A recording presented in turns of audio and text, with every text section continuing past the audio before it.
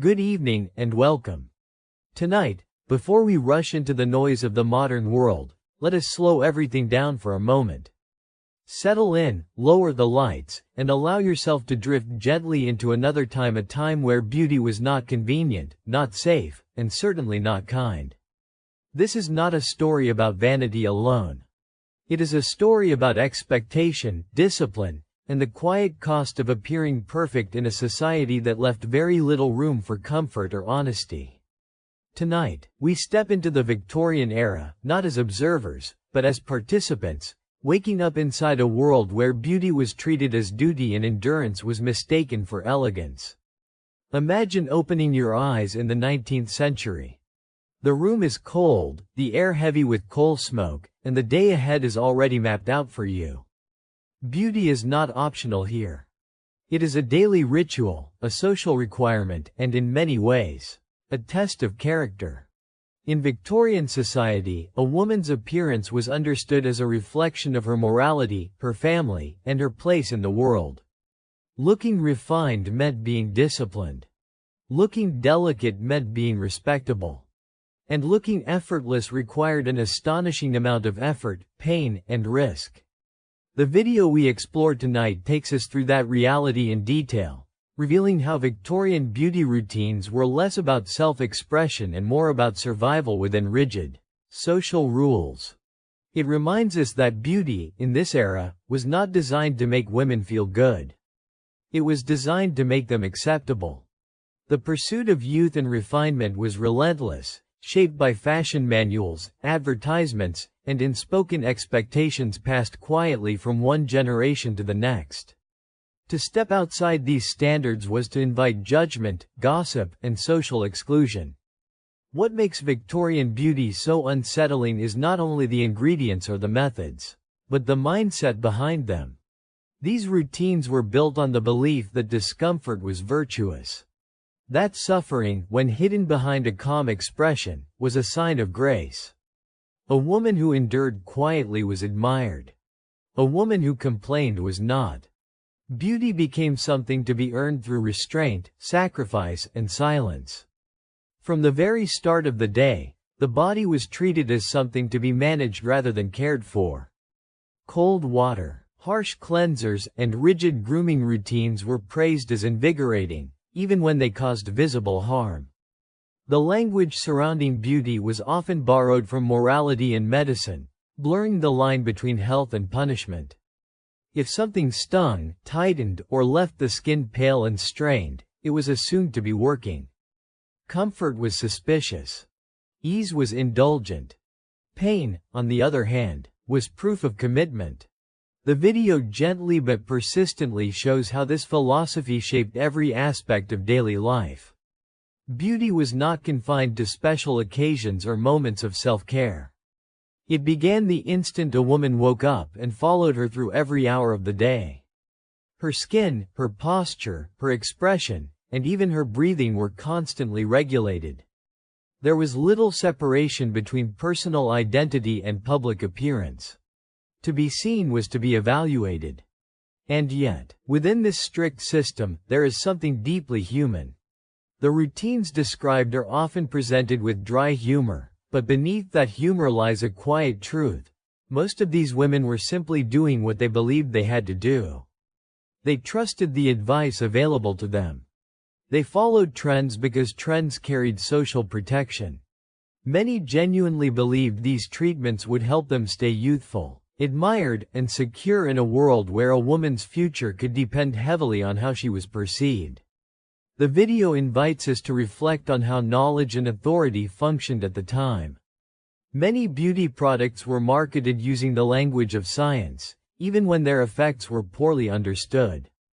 Advertisements promised radiance, purity, and refinement without openly discussing long-term consequences. The absence of regulation meant that dangerous substances could be sold freely, wrapped in elegant packaging and persuasive words. Trust was placed in labels, in tradition, and in the reassurance that everyone else is doing it. But beyond the chemicals and cosmetics, Victorian beauty culture reveals something broader about control. The ideal appearance emphasized fragility, restraint, and stillness. A woman was expected to look calm, composed, and untouched by physical labor or emotional strain. Strength was hidden. Appetite was minimized. Expression was subdued. Even joy, if too visible, could be interpreted as vulgar or improper. Beauty was meant to suggest purity and passivity, not vitality. This expectation shaped behavior just as much as it shaped appearance. Women learned to move carefully, sit upright, and speak softly. They learned to ignore discomfort and present serenity regardless of how they felt. Over time, this performance became normalized. Discomfort was internalized as normal. Silence became second nature. The body adapted not because it was healthy, but because it had no alternative. As the video unfolds, it becomes clear that Victorian beauty routines were not isolated habits but part of a larger social system. They reinforced class boundaries by favoring those who could afford specialized products and servants to assist with daily preparation. They reinforced gender roles by linking appearance to virtue and obedience. And they reinforced power structures by teaching women that their value lay in how well they could conform. What makes this story especially compelling is how familiar it feels, even from a distance of more than a century. While the tools and substances have changed, the underlying pressure has not disappeared. The expectation to appear youthful, effortless, and controlled still echoes today. The language may be softer, and the packaging more appealing, but the promise remains similar: if you just follow the routine, if you just try hard enough, you can become acceptable. By beginning with Victorian beauty, the video does more than recount historical oddities. It creates a mirror. It encourages us to ask uncomfortable questions about why we continue to equate beauty with discipline, and why discomfort is so often reframed as self-improvement.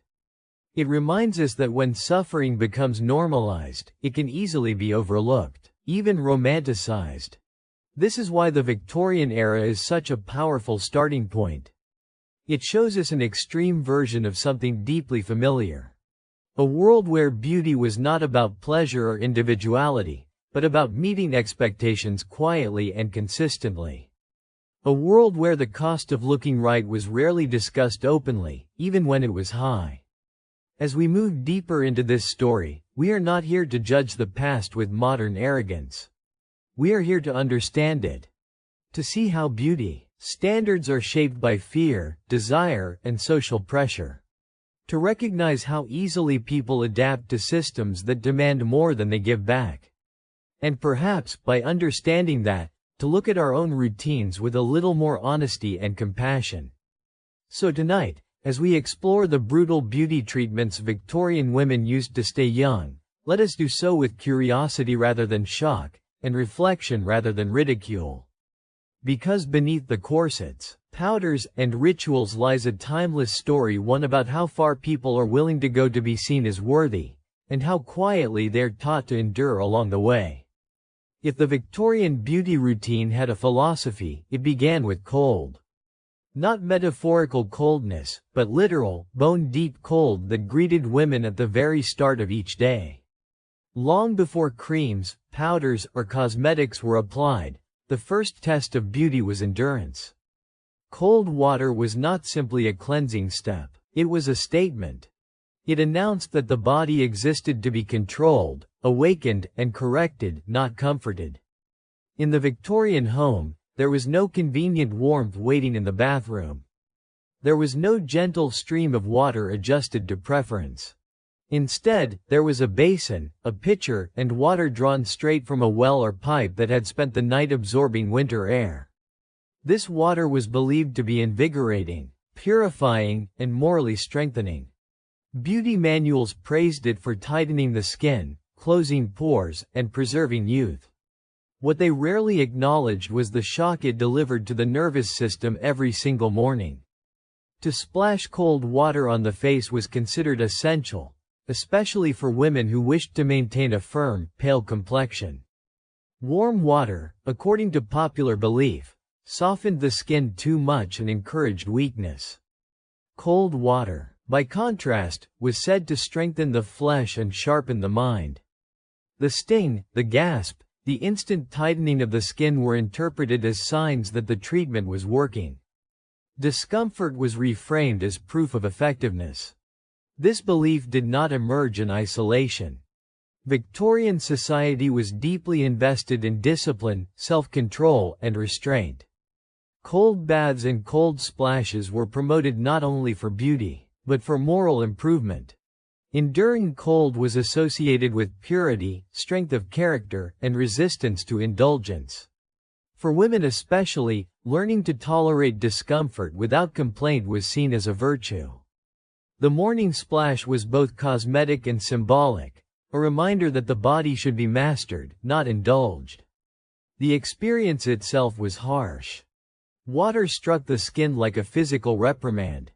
Faces flushed instantly, breath caught in the chest, and fingers numbed as they gripped rough towels. There was no gradual easing into the day. The shock was sudden and unavoidable. Yet this was precisely the point. The body was meant to be startled awake, forced into alertness, pushed into submission before the day even began. Victorian advice literature framed this routine as healthy and refreshing, but modern understanding suggests it was often unnecessary and sometimes harmful. Many women already lived in cold, damp homes, wore thin night garments, and had limited access to adequate heating. Adding repeated cold water exposure only compounded physical strain. Still, the routine persisted, reinforced by tradition, authority, and social pressure. What makes this practice particularly revealing is how it blurred the line between care and punishment. The cold splash was described as self-care, yet it offered no comfort. It was praised as invigorating, yet it left many women shivering, tense, and uncomfortable. Beauty was not about feeling good in one's body. It was about correcting the body into acceptable form. There was also a visible effect that reinforced the practice. Cold water caused the skin to pale and tighten temporarily. Cheeks flushed briefly, then faded into the pale tone so prized in Victorian beauty ideals. This immediate visual result validated the method. The fact that it was fleeting or stressful mattered less than the appearance it produced. Looking youthful, firm, and controlled was the goal, regardless of how it felt. This daily ritual trained women to associate beauty with shock and endurance. The body learned that discomfort was normal and even expected. Over time, this normalization made it easier to accept other harsh treatments later in the routine. If one could endure icy water every morning, then harsh soap, tight garments, or stinging cosmetics seemed less extraordinary. Cold water was the first step in building tolerance. The social aspect of this practice should not be overlooked. Women shared advice, compared routines, and quietly judged one another's discipline. To admit skipping the cold splash was to admit weakness. To complain was to risk being seen as delicate in the wrong way, not refined but fragile. Endurance was admired, even when it came at the cost of comfort. There is also something deeply psychological about beginning each day this way. The cold splash demanded immediate presence. There was no drifting gently into wakefulness. The shock forced alertness, reinforcing the idea that a woman's body was not her own to ease into the day at its own pace. The routine imposed structure, obedience, and readiness from the first moment of consciousness. In the context of Victorian life, where women often had limited control over their choices, this ritual functioned as both control and conformity. It aligned the body with societal expectations before the outside world ever entered the room. By the time a woman faced others, her body had already been disciplined into acceptable form. Looking back, it is easy to view this practice as excessive or misguided. But within its historical moment, it made sense. Medical knowledge was limited, tradition carried authority, and beauty standards were unforgiving. Women were taught to trust what they were told, especially when it came wrapped in the language of health and refinement.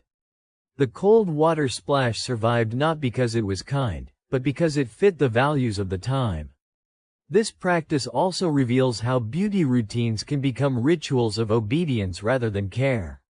When discomfort is framed as beneficial, questioning it feels almost immoral. The cold splash was not just about skin.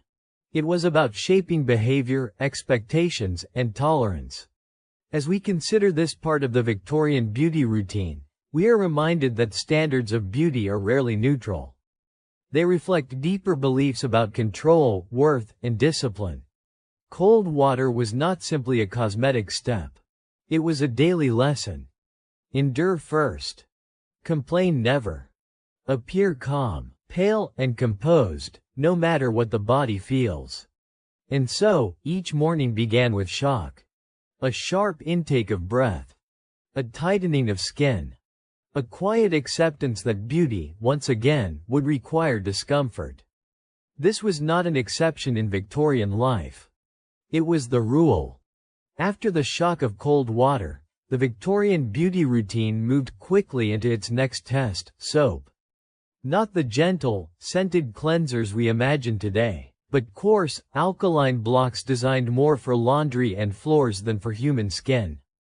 Cleanliness was a moral value in Victorian society, and soap was its physical symbol. To be clean was to be respectable. To be visibly clean was to be worthy. How the skin felt afterward mattered far less than how it looked. Most Victorian soaps were made with lye, animal fats, and minimal refinement. These soaps stripped the skin aggressively, removing not only dirt but also natural oils that protect and balance the surface. The result was a sensation many women knew well: tightness, dryness, and sometimes stinging that lingered long after washing. Yet this sensation was often interpreted as success. Skin that felt tight was considered thoroughly cleansed. Softness, by contrast, was sometimes viewed with suspicion, as if it indicated residue, laziness, or indulgence.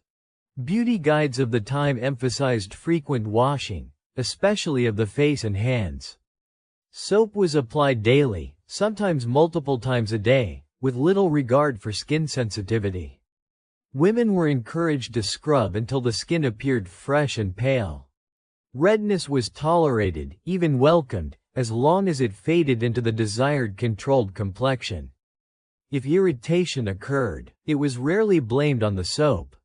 Instead, the skin itself was considered weak or faulty.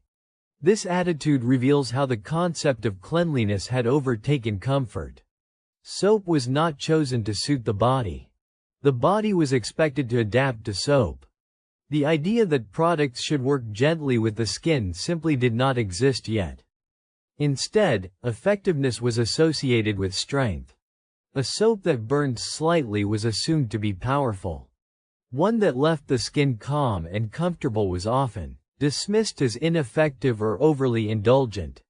The daily use of such soaps created a cycle of damage and correction. Harsh cleansing dried the skin, causing flaking, dullness, and irritation. To counter this, women turned to powders, creams, and later other treatments to restore the appearance of smoothness. These solutions often introduced new problems, leading to even more cleansing. The routine fed itself, each step correcting the harm caused by the previous one. Social pressure reinforced this pattern. Cleanliness was closely tied to class and morality. A woman with visible dirt, oil, or shine risked being judged as careless or unrefined. In an era without modern deodorants or cosmetics, soap became a primary defense against social scrutiny. Washing aggressively felt safer than risking visible imperfection. Even discomfort was preferable to suspicion. The sensory experience of these soaps was far from pleasant. The scent was often sharp or bland, with little fragrance to soften the experience. The texture was rough, sometimes gritty. Water mixed with soap formed a thin, slippery film that left the skin squeaky and strained. After drying, the face could feel almost immobile, as if expression itself had been restricted. Yet this stiffness aligned neatly with the era's ideal of emotional restraint. What is striking is how rarely Victorian literature questioned this practice. Discomfort was normalized. Skin irritation was rarely discussed openly, especially among women. Complaints were often internalized, reframed as personal weakness rather than a flaw in the routine. To endure silently was part of maintaining dignity. Medical understanding at the time did little to challenge this. Many doctors supported frequent washing and strong soaps, believing they prevented illness and promoted vigor. The skin was not yet understood as a complex, living barrier. It was treated more like a surface to be scoured clean. Advice manuals echoed this belief, warning against lazy washing and praising those who maintained strict routines. Over time, the cumulative effect on the skin could be severe. Dryness deepened into cracks, redness became chronic, and sensitivity increased. Ironically, this damage often made women more dependent on cosmetic products to hide the results. Powders were applied to mask redness. Creams were used to smooth roughness. Each addition moved the routine further from natural balance and deeper into maintenance. This step in the routine also reinforced a deeper lesson. Beauty required constant vigilance. Cleanliness was never complete. No matter how thoroughly one washed, the body was always at risk of becoming unacceptable again. Soap was not a one-time solution. It was a daily obligation. Skipping it felt like neglect, even rebellion. There is also a psychological weight to this practice. Repeatedly scrubbing the skin taught women to view their own bodies as perpetually on the verge of failure. Oil, sweat, and texture were treated as enemies to be eliminated. Natural bodily processes were framed as problems rather than functions. Over time, this could foster a sense of distrust toward one's own physical self. Yet within its historical context, this routine was not viewed as cruelty. It was framed as responsibility. A well-washed woman was a respectable woman. Soap symbolized effort, order, and compliance with social norms. The discomfort it caused was invisible to the outside world, and therefore irrelevant by societal standards. This emphasis on surface cleanliness also mirrored broader Victorian anxieties about contamination and control. As cities grew and industrialization advanced, fears about dirt, disease, and disorder intensified. The body became a site where these fears were managed. Scrubbing the skin felt like scrubbing away chaos, even if only symbolically. In many ways, harsh soap was the quiet enforcer of Victorian beauty standards. It left no dramatic marks, no obvious injuries, just a persistent sense of tightness and vigilance. It shaped behavior subtly, teaching women to accept daily discomfort as normal and necessary. When we look back at this part of the routine, we can see how easily care becomes punishment when ideals are rigid. Soap, meant to cleanse, became a tool of correction. It promised purity while quietly eroding comfort. And yet, it remained unquestioned for decades, protected by tradition and expectation. In the end, the illusion of cleanliness mattered more than the reality of skin health. A pale, matte face signaled discipline and respectability, even if it came at the cost of irritation and strain. The soap had done its job. The skin looked acceptable. The discomfort stayed private. And so, after cold water shocked the body awake, harsh soap followed to strip it into compliance. Clean, controlled, and quietly uncomfortable, the Victorian woman moved one step closer to the ideal she was expected to embody, carrying the cost on her own skin. Once the skin had been shocked awake by cold water and stripped clean by harsh soap, Victorian beauty routines turned to tonics. These were liquids applied with cloths, sponges, or fingertips, intended to restore, strengthen, or perfect the complexion. The word tonic itself carried promise. It suggested balance, vitality, and improvement. In reality, these mixtures often reflected the same philosophy as the earlier steps: control first, comfort last.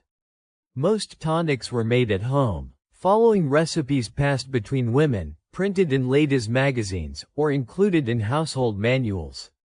Ingredients varied, but many shared common themes: vinegar, alcohol, citrus extracts, rose water, and various herbs.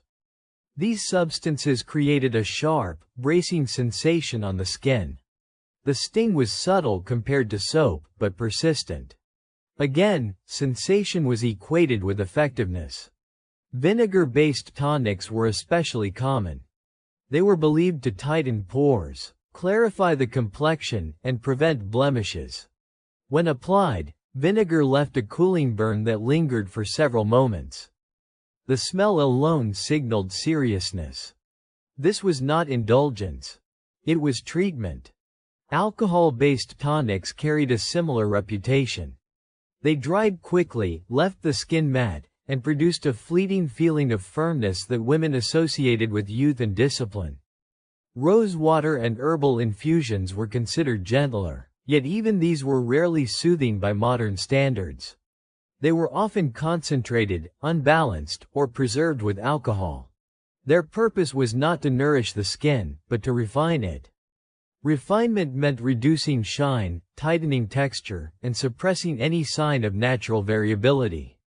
What made these tonics particularly influential was the sense of agency they offered. In a society where women had limited control over their public lives, making and applying a tonic felt purposeful. It was something one could measure, mix, and repeat. Following a recipe created the illusion of mastery over the body. If the complexion failed to meet expectations, the solution was simple: adjust the formula, apply more frequently, or endure a stronger mixture. This logic placed responsibility entirely on the woman. If her skin remained dull or uneven, it was not because the routine was harsh or misguided. It was because she had not applied it correctly, consistently, or firmly enough. Tonics thus reinforced self-surveillance. The face became a project, and the woman its sole caretaker and critic. The sensory experience reinforced the lesson. Cool liquid soaked into cloth, swept across freshly scrubbed skin, and delivered another small shock. Eyes watered slightly. Skin tingled. The face was patted dry and inspected closely in the mirror. Any redness was temporary and acceptable.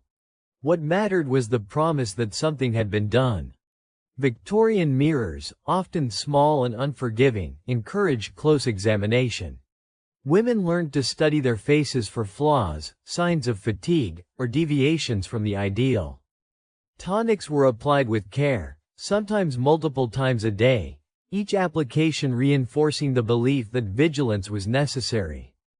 Beauty was not a state one reached, but a condition maintained through constant effort. There was also a strong moral tone surrounding these practices. Tonics were framed as wholesome alternatives to cosmetics, which were often associated with deception. A woman who relied on tonics was improving herself honestly, from the surface inward. She was not hiding flaws. She was correcting them. This distinction mattered deeply in a culture that valued appearance but distrusted artifice. Yet many tonics blurred that line. Their effects were temporary and cosmetic, tightening the skin or altering tone just long enough to pass inspection. Still, because they were classified as treatments rather than makeup, they carried social approval. This allowed women to participate in beauty culture while maintaining an image of moral restraint. The long-term effects were rarely considered. Repeated exposure to acidic or drying ingredients could disrupt the skin's natural balance, leading to sensitivity, uneven texture, or increased reliance on additional products. Each attempt to control the skin created new variables to manage. The routine grew longer, not simpler. Information about these mixtures spread quickly and unevenly. Some recipes were based on tradition, others on anecdote, and many on speculation. There was no standardized testing, no understanding of long-term skin health. Authority came from repetition. If many women used a tonic, it must be safe. If a magazine printed it, it must be effective. This collective reinforcement made it difficult to question the practice. Doubt felt like personal failure rather than reasonable skepticism. A woman who stopped using her tonic risked being seen as careless or complacent. The ritual itself became part of her identity. Emotionally, these routines offered structure in an otherwise uncertain world. Applying a tonic was predictable, controlled, and purposeful. Even if the results were subtle or temporary, the act itself provided reassurance. It suggested that beauty, and by extension worth, could be managed through effort and discipline. At the same time, this promise was fragile. Miss a day, apply too lightly, or choose the wrong mixture, and the illusion of control slipped. The skin might react unpredictably, undermining confidence and reinforcing the need for stricter adherence. Thus, tonics both empowered and trapped the women who used them. In hindsight, these homemade tonics reveal a deep desire for order. They were not just about appearance. They were about reassurance. They offered a way to believe that the body could be corrected, refined, and stabilized through routine. The face became a surface where larger anxieties about control, respectability, and self-worth played out. As part of the Victorian beauty routine, tonics served as the bridge between cleansing and concealment. They promised balance after harshness, while quietly continuing the cycle of irritation. Another step completed. Another sensation endured. Another small adjustment made in the ongoing effort to appear calm, composed, and correct. And so, after cold water and harsh soap, the tonic followed. Cool, sharp, and purposeful, it settled onto the skin with a quiet message. Control is care. Effort is virtue. Beauty is something you must actively hold in place, day after day. After cleansing and tonics came the final, defining step of the Victorian beauty routine, powder. But this was no mere decoration. Powder was correction, a finishing touch that erased shine, muted color, and restored the pale, matte finish that signaled refinement and self-control. In a society that equated paleness with status and virtue, powder was less a choice than a mandate. Victorian ideals prized skin that appeared calm and untouched by labor or exertion. Shine suggested heat, movement, or effort, subtle marks of lower status or insufficient restraint. A matte face, by contrast, implied composure and leisure. Powder delivered this effect instantly. With gentle presses, the skin became flat, quiet, and socially acceptable.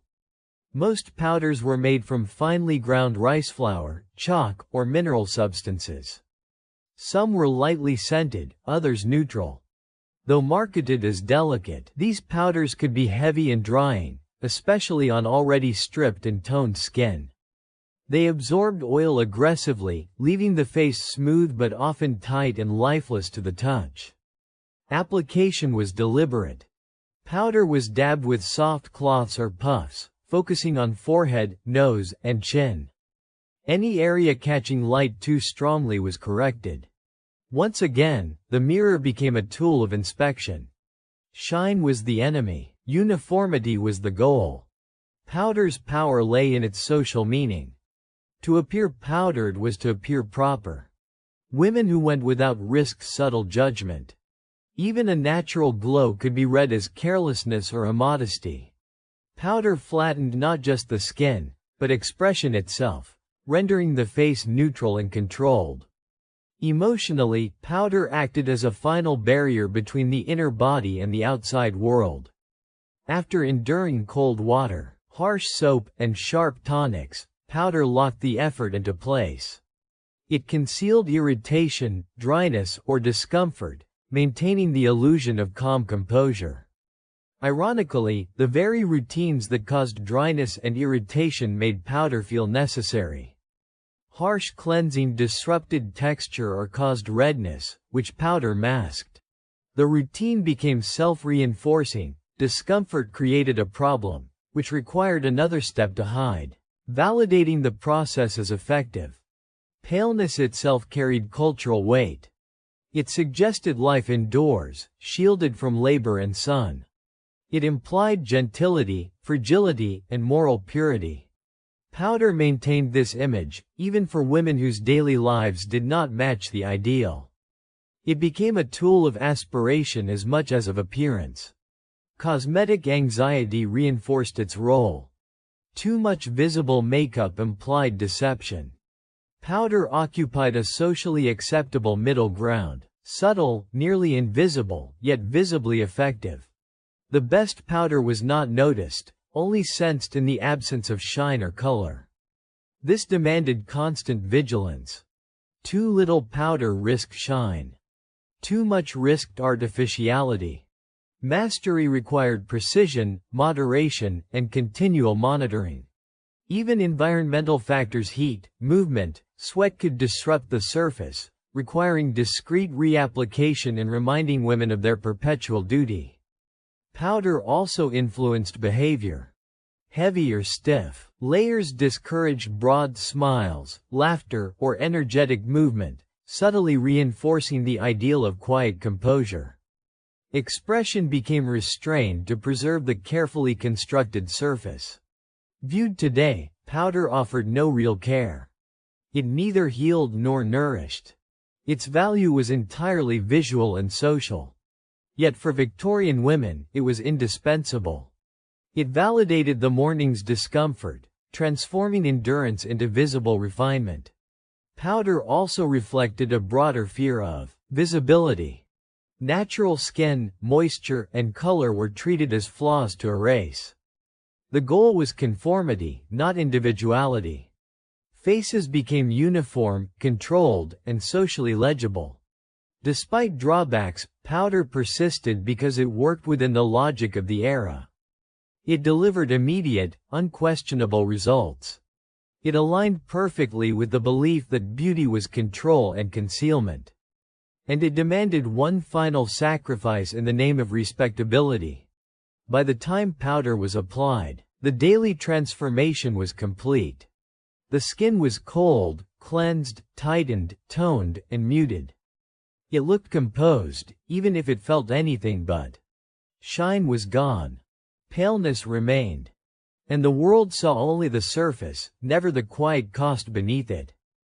Beauty in the Victorian era did not stop at the face. Once the skin had been corrected and concealed, attention turned to the body itself. Clothing was not simply a matter of fashion or warmth, it was a tool of discipline. Tight garments shaped posture, restricted movement, and enforced the physical ideals of the time. Comfort was secondary. Appearance, once again, came first. From a young age, women were introduced to structured clothing designed to mold the body into an approved silhouette. The most influential of these garments was the corset. It narrowed the waist, lifted the chest, and forced the torso into an upright position. To wear it properly required patience, assistance, and endurance. Laces were pulled gradually, sometimes daily, tightening the body little by little until the desired shape was achieved. The sensation of wearing tight clothing was constant and inescapable. Breathing became shallow. Bending required careful planning. Sitting and standing followed prescribed movements. Over time, the body adapted not because it was comfortable, but because it had no alternative. Discomfort faded into the background, replaced by familiarity. This normalization of restriction was one of the most powerful aspects of the routine. Victorian society praised this discipline. A straight posture and narrow waist were signs of refinement, self-control, and moral strength. Clothing that enforced these traits was seen as supportive rather than restrictive. If discomfort occurred, it was framed as a necessary adjustment period. Pain was rarely acknowledged openly, and when it was often dismissed. Tight garments also created a visual contrast that reinforced beauty standards. The constrained waist made other features appear more delicate. Movement became measured and deliberate. Even the act of walking changed, with shorter steps and controlled gestures.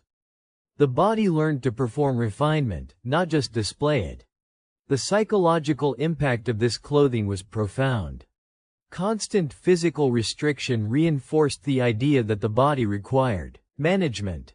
Natural expansion, deep breathing, or spontaneous movement felt wrong, even improper. Over time, women internalized these limits, adjusting their behavior even when not tightly laced. This discipline extended beyond corsets. High collars restricted the neck. Long skirts limited stride. Heavy fabrics added weight and warmth, regardless of season. Each garment played a role in shaping not only appearance, but daily experience. Together, they created an environment where the body was always aware of its boundaries. What made this especially effective was social reinforcement. Women were complimented for small waists and elegant posture. Those who loosened their garments risked criticism or concern. Clothing became a visible measure of effort and compliance. To dress correctly was to demonstrate virtue. There was also a sense of safety attached to these garments. Proper clothing offered protection from judgment. A tightly fitted silhouette signaled respectability, reducing the risk of unwanted scrutiny. In this way, restriction was reframed as security. Medical warnings existed even then, but they were often overshadowed by cultural norms. Some doctors cautioned against excessive tightness, yet their voices competed with fashion magazines, social expectations, and tradition. For many women, the risk of appearing improper felt more immediate than potential health consequences. This step in the beauty routine reveals how deeply appearance was tied to behavior. Clothing did not merely decorate the body. It trained it. The daily act of dressing became another lesson in endurance, restraint, and self-monitoring. By the time a woman was fully dressed, her body had been shaped, limited, and prepared for public view. The face might still sting from soap or tonic, but the clothing ensured that nothing else moved too freely. Every layer reinforced the same message: beauty is control, and control must be maintained at all times. In retrospect, tight Victorian clothing stands as one of the clearest examples of beauty as discipline. It demanded constant compliance and rewarded it with social approval. The cost was borne quietly, carried in breath held back, movements constrained, and comfort deferred. And so, after the face had been perfected and concealed, the body itself was bound into place. Held upright, narrowed, and contained, it completed the transformation. The Victorian ideal was not just seen. It was worn, lived in, and endured, every single day. Beyond water, soap, powder, and clothing, there was another invisible but powerful element of Victorian beauty: behavior. A woman's appearance was judged not only by how she looked, but by how she moved, spoke, and expressed emotion. Beauty extended into silence, restraint, and composure. The ideal woman was calm, contained, and emotionally controlled, no matter what she felt internally. Victorian culture placed immense value on self-restraint. Loud laughter, strong opinions, or visible frustration were considered unrefined. Emotional expression was carefully managed, especially in public. Just as the body was shaped and restricted, emotions were expected to be held in place. Stillness became a sign of elegance. Silence became a mark of refinement. This expectation influenced how women carried themselves throughout the day. Movements were measured. Gestures were subtle. Facial expressions were softened or neutralized. A calm face suggested good breeding and inner strength. Even pain or discomfort, whether physical or emotional, was meant to be endured quietly.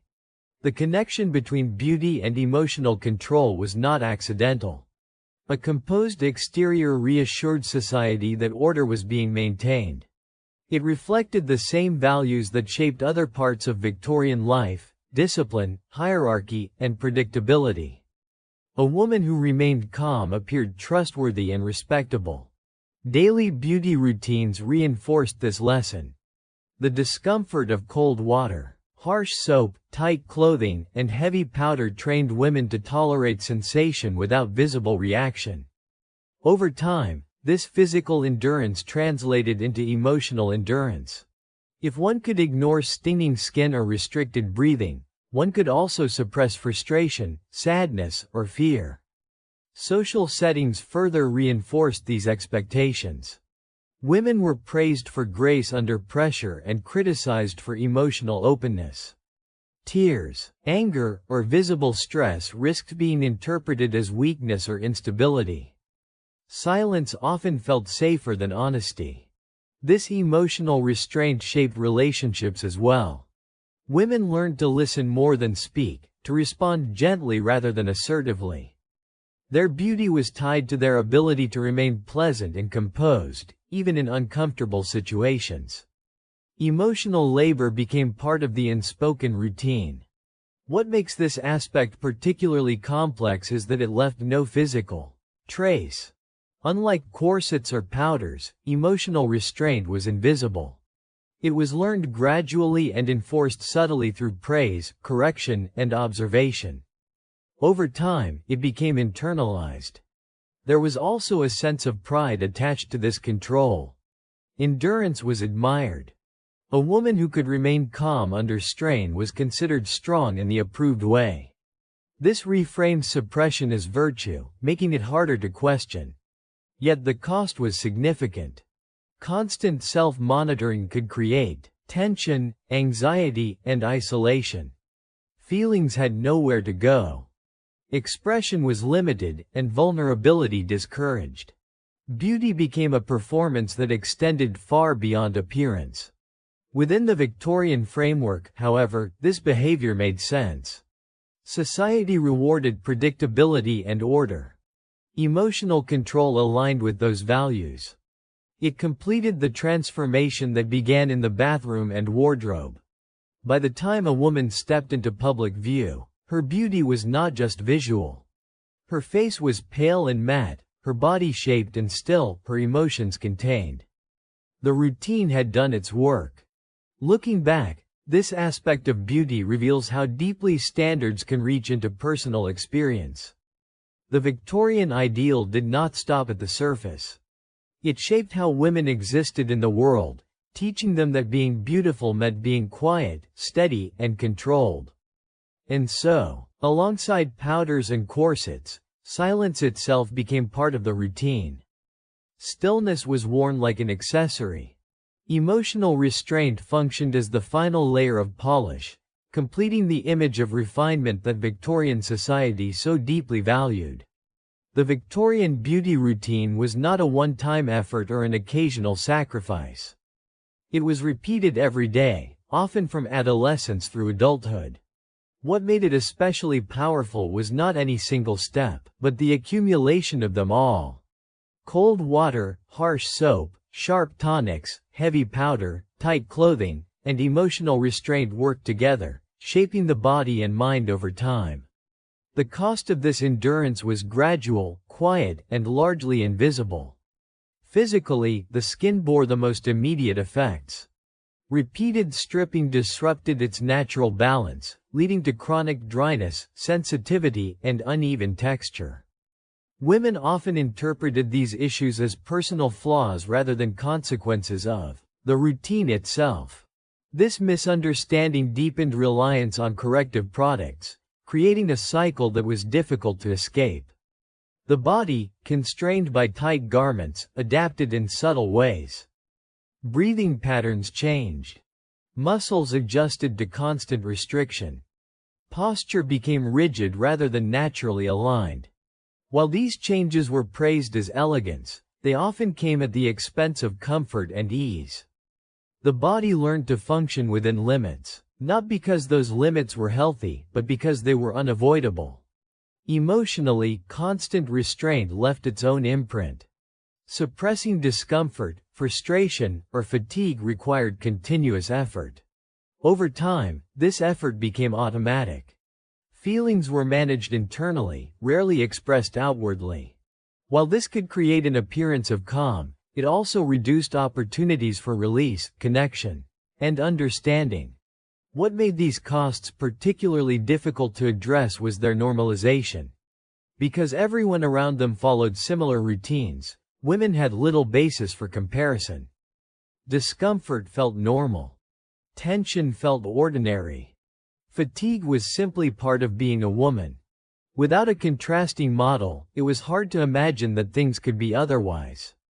Social reinforcement played a key role in sustaining this endurance. Praise was given for composure, slimness, and neatness. Complaints were discouraged. Questioning beauty practices risked social friction. Endurance was rewarded with acceptance, making it feel worthwhile even when it was draining. There was also a generational aspect to this cost. Beauty routines were taught early, often by mothers or older relatives. Endurance was passed down as wisdom. By the time a woman recognized the strain, it was already deeply ingrained. Changing the routine felt like breaking tradition, not simply adjusting a habit. Psychologically, the routine encouraged self-surveillance. Women learned to monitor their appearance, posture, and behavior constantly. This vigilance could create anxiety and self-doubt. The body was never fully trusted. It was always in need of correction. Rest, both physical and emotional, was limited. Yet, within this framework, many women found meaning and identity. Following the routine connected them to community, culture, and shared experience. Endurance became a marker of belonging. The cost was accepted because the alternative felt isolating. The long-term impact of this daily discipline reminds us that beauty standards are not neutral. They shape health, behavior, and self-perception over time. When discomfort becomes routine, it fades into the background, even as it continues to shape experience. Looking back, it is easy to focus on individual practices and label them misguided. But the true impact lies in their repetition. Day after day, year after year, small acts of endurance accumulated into a way of life. The body adapted. The mind adjusted. The standard remained. By understanding this long-term cost, we gain insight into why these routines were so powerful and so persistent. They were not enforced through force, but through repetition, reward, and normalization. The Victorian beauty routine promised refinement and respectability. What it quietly demanded in return was endurance without complaint. And over time, that endurance shaped not just how women looked, but how they lived, felt, and understood themselves. In Victorian society, beauty was never treated as a purely personal matter. It carried moral weight. A woman's appearance was seen as a reflection of her character, discipline, and values. To look proper was not simply to meet a standard of fashion, but to demonstrate responsibility. Beauty routines, therefore, were framed not as optional practices, but as duties. Clean skin, controlled posture, and a calm expression signaled more than refinement. They suggested order, reliability, and self-governance. A woman who maintained her appearance was assumed to be managing her life correctly. Conversely, visible neglect risked moral judgment. Disheveled hair, shine on the face, or careless dress could be interpreted as signs of laziness or inner disorder. This moral framing intensified the pressure to comply. Beauty was no longer about preference or comfort. It became evidence. Every public appearance functioned as a silent statement about who a woman was and how seriously she took her role in society. The routine was not just for the mirror, but for constant evaluation by others. Advice literature reinforced this belief.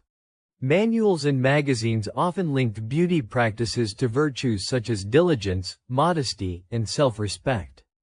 A woman who followed her routine faithfully was praised for her character. The language used was often moral rather than practical. Cleanliness was proper. Restraint was ladylike. Endurance was admirable. This association made questioning beauty standards feel risky. To reject or modify the routine could be interpreted as rejecting the values behind it. A woman who loosened her clothing, skipped powder, or expressed discomfort might be seen as careless or rebellious. Even small deviations carried social consequences. The moralization of beauty also shifted responsibility inward. If a woman failed to meet expectations, the fault was hers alone. The routine was available. The knowledge was shared. If she did not achieve the ideal, she must not have tried hard enough. Structural limitations, health, or circumstance were rarely considered. This internalized responsibility could create guilt and anxiety. The body became a site of constant evaluation. Any flaw felt like a personal failing rather than a natural variation. Beauty routines, instead of offering care, became tools for self-judgment. At the same time, fulfilling these expectations could provide a sense of pride. Successfully maintaining appearance under strain was seen as evidence of strength. A well-kept exterior validated effort and reinforced identity. Beauty became a form of moral currency. This framing also affected relationships between women. Advice was shared, but comparison was constant. Standards were enforced subtly through observation and commentary. Praise and silence functioned as social signals, guiding behavior without explicit rules. By tying beauty to morality, Victorian society ensured the routine's persistence. It did not rely on force or formal punishment. Instead, it relied on values, habits, and the fear of judgment. Women regulated themselves and each other, maintaining the standard collectively. Understanding this aspect helps explain why the routine endured despite discomfort. It was supported by belief as much as by practice. Beauty was not simply about looking good, it was about being good in the way society defined it. When beauty becomes moral responsibility, opting out feels like failure. The Victorian routine thrived in this space, where appearance, behavior, and worth were tightly intertwined. And so, every splash of cold water, every layer of powder, every tightened lace carried meaning beyond aesthetics. Each act reinforced the idea that beauty was duty, discipline was virtue, and endurance was proof of character. Toward the late Victorian period, subtle changes began to appear. They were not sudden revolutions, but small cracks in a long-standing system. New ideas about health, hygiene, and the human body slowly entered public conversation. While traditional beauty routines remained dominant, questions started to surface about their cost and necessity. Medical understanding began to evolve. Some physicians started to recognize the skin as more than a surface to be scrubbed. They questioned excessive washing and warned against overly harsh products. A few voices raised concerns about constant physical restriction and shallow breathing caused by tight garments. These ideas were cautious and often controversial, but they marked the beginning of a shift. At the same time, industrial advancements improved access to milder products. Soap manufacturing gradually became more refined. Some cleansers were marketed as gentler or more suitable for delicate skin. Although these options were limited and uneven in quality, they introduced the idea that care could exist alongside cleanliness. Social attitudes also began to change, slowly and unevenly. As education expanded and women's roles shifted in subtle ways, there was more space for discussion about comfort and health. These conversations did not immediately dismantle beauty standards, but they softened them at the edges. Importantly, these changes did not erase the moral framing of beauty overnight. Discipline and restraint remained deeply valued. However, the idea that suffering was the primary path to refinement began to lose its absolute authority. The assumption that discomfort equaled effectiveness was no longer entirely unquestioned. Women's magazines reflected this transition. Alongside traditional advice, they occasionally included discussions of balance, moderation, and well-being. While still cautious, these messages hinted that beauty might not require constant strain. This period of transition was uneven. Many women continued their routines unchanged, guided by habit and expectation. Others experimented quietly, adjusting practices in small ways. The shift was not visible on the surface, but it was taking place beneath it. The significance of this moment lies in its gradual nature. Change did not come from rejection, but from reconsideration. It allowed space for future generations to imagine beauty differently, even if they were still constrained by tradition. By the end of the Victorian era, the foundation had been laid for modern beauty culture. The tools would change, the language would soften, but many underlying ideas would persist in new forms. This quiet shift reminds us that cultural change often begins long before it becomes obvious. Small questions, raised gently, can reshape deeply held beliefs over time. And so, as the Victorian era drew toward its close, the beauty routine remained largely intact, but no longer entirely unchallenged. The first signs of awareness had appeared, hinting that care, comfort, and beauty might one day coexist. Even though the Victorian beauty routine belongs to the past, its influence has not disappeared. Many of its core ideas continue to echo in modern beauty culture, often in subtler forms. The belief that beauty requires discipline, that effort equals worth, and that discomfort can be justified in the name of appearance still surfaces today. Modern products may feel gentler, and language has shifted towards self-care, but the structure remains familiar. Routines are still layered, time-consuming, and framed as responsibilities rather than choices. Skin is still treated as something to manage, control, and correct. Shine, texture, and natural variation are often labeled as problems to be fixed. What the Victorian routine teaches us is how easily care can become obligation. When beauty is tied to morality, success, or self-worth, routines stop being supportive and start becoming demanding. The historical example makes this pattern easier to see, because the discomfort is so clear. In the present, it is often hidden behind appealing packaging and positive language. Another lesson lies in normalization. Victorian women did not necessarily see their routines as extreme, because everyone around them followed similar practices. In the same way, modern standards can feel natural simply because they are widespread.